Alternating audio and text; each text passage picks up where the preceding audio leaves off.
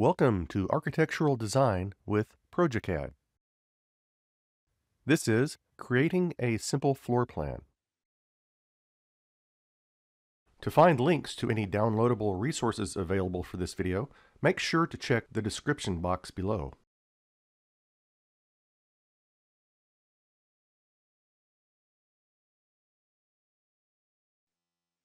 For this video, I'll again be using a new drawing, but instead of being totally blank, I've attached a very simple 2D floor plan drawing as an external reference. Of course, you may work from a physical paper drawing, a sketch, or just refer to another drawing file for dimensional information. This is but one method, but it will allow me to snap to it. As an XREF, it is faded a bit, and it provides an easy way for me to remove it when I'm done. I'm going to start with the floor slab, so I'll select it from the Draw panel of the AEC ribbon tab. Since this is the first time I've clicked on an AEC tool in this drawing, the Import AEC Family dialog will appear. I'll import the Imperial version. Since I've now imported the Imperial FAM file, I will no longer be prompted to import it. When done, the slab command will continue. Like many 2D commands, the AEC commands present you with various options. I'll be creating a new contour, and I'll accept the 6-inch thickness. Beginning at the lower left corner of our floor plan, I'll use an endpoint eSnap and follow my way around the exterior of our referenced plan. Like most commands, I'll click Enter to end the command and draw the slab.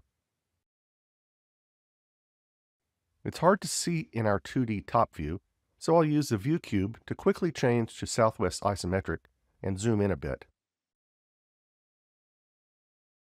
It's still hard to visualize, so I'll change the visual style to realistic.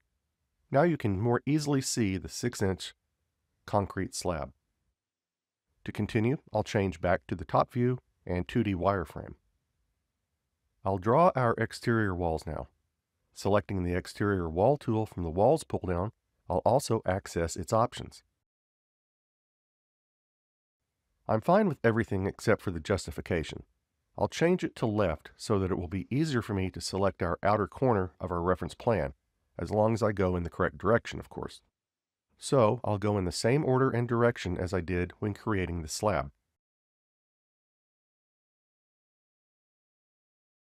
Again, I'll change my view and visual style to show better the new exterior walls. And again, I'll go back to our 2D top view.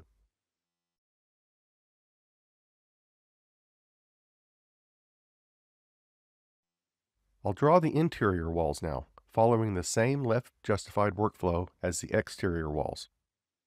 To speed things up a little, I'll draw a couple and then skip forward to the completed work. Once again, I'll change the views to better reflect the design so far. Now, we all know that during the design process, things change. So far, I've used the supplied generic wall styles, but what happens when the architect comes back and tells you that the exterior walls should be a 4-inch stud with a 2-inch air gap, sheathing, and a brick veneer? You certainly don't want to erase it and redraw. There is an easy fix for this. I've temporarily unloaded the reference file to aid in the object selection, and I've selected all of the exterior walls.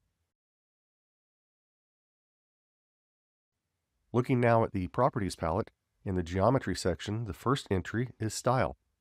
I'll expand that list to see all available styles. This is where the Import function is important. I'll select the correct style from the list. And, just like that, my exterior walls take on the materials and components of the selected style. I'll zoom in a bit to show you the nice brickwork we've added. This is a good time to demonstrate the different levels of detail that are being displayed. Down on the status bar, you'll find an icon that reads Medium Detail. I'll right-click on it to display its menu. These are all the different detail views that you can choose from. I'll select Low Detail, and you'll see our bricks change to a less detailed style. In larger models, if you're having trouble with displaying the graphics efficiently, you might want to consider switching to a detail level that doesn't tax your graphics system as much. Moving forward, I'll switch back to Medium Detail and zoom to Extents. So far, our design looks a bit more like a prison than it does a residence. Some windows and doors will help a lot. I'll put a few of each in to demonstrate that workflow, and then use the magic of video editing to see our model with all the windows and doors inserted. Let's put in the front door. I'll switch to the southeast isometric using the view cube. I'll also reload the reference file via the command line and zoom in a bit to where the front door is. Making note of the dimensions from the reference file, I'll select Single Door from the Door pull-down menu. Remember, these are smart objects. A wall knows that it can host doors, and a door knows that it needs a wall to host it. The first prompt then is to select the wall that the door is going to go into. Next, I specify the insertion point and swing direction. As usual, I'll press Enter to end the insertion. It's a good practice to check an object's properties to make sure it's created correctly. Here I can see that it came in as a 3-foot wide door. I'll change that to 3 foot 2 inch as specified in the reference file dimension. In this imaginary project, I know that I've inserted this door as a placeholder. This isn't the door that the owner has specified. They've ordered a fancy custom door. A teammate may be creating the custom door style based on the manufacturer's specs, and once it's done, I'll import it and change the style similar to what I did with the exterior walls. This type of workflow is very common. Get your elements into the model and change them afterwards if necessary. I'll put in a few windows now. I'll choose Double Hung from the pull-down menu and use an endpoint E-snap to click on the corner of the yellow 2D window block. The command continues to let you keep adding, so I'll do the same on the window next to it. Finally, I'll press Enter to end the command. Let's do another one. This time, I'll expand the Picture Window section and choose Arch Picture Window. Again, I'll snap to the window block and place the window. It's not as wide as it needs to be, so I'll select it and change its width in the Properties palette to 5 feet 6 inches. I'm going to fast forward now to the model with all doors and windows added. My door and windows example showed me working in a 3D view, but you don't have to. Sometimes there's an advantage to using your top view. I'll return to the top view via the view cube and use the 2D wireframe visual style. Zooming into the back door, you notice that it swings inward. Sometimes it's not easy to discern the dynamic grips for a component in 3D. It can even be a challenge to get it placed in the correct orientation to begin with.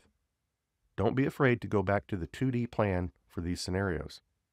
I'll select the AEC door and the action grips are well defined. I'll click the flip arrow to change the swing orientation. I'll return to the southeast isometric view and reset to realistic for the next step.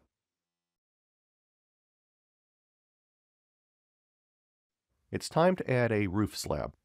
I'll click the icon in the menu and select corners just like I did for the concrete slab.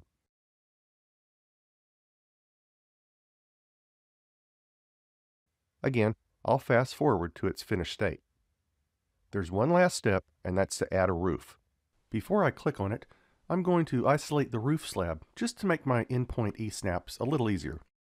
This time, I'll start on the southeast corner and work clockwise. Notice that the tool begins drawing the roof after the third point is selected. It will update with all subsequent points. When I get all of the corners selected, I'll press Enter to end the command. And of course, I'll unisolate the roof slab. I'll make a couple of modifications to this basic roof. I'll select it, and from the Properties palette, I'll change the overhang from 0 to 1 foot. I'll also change the roof slope from the default of 45 degrees to 30. I'll detach the 2D floor plan via the command line, and my model is complete. I'll be using this model in the next video, so I'll save it as aecfloorplan.dwg.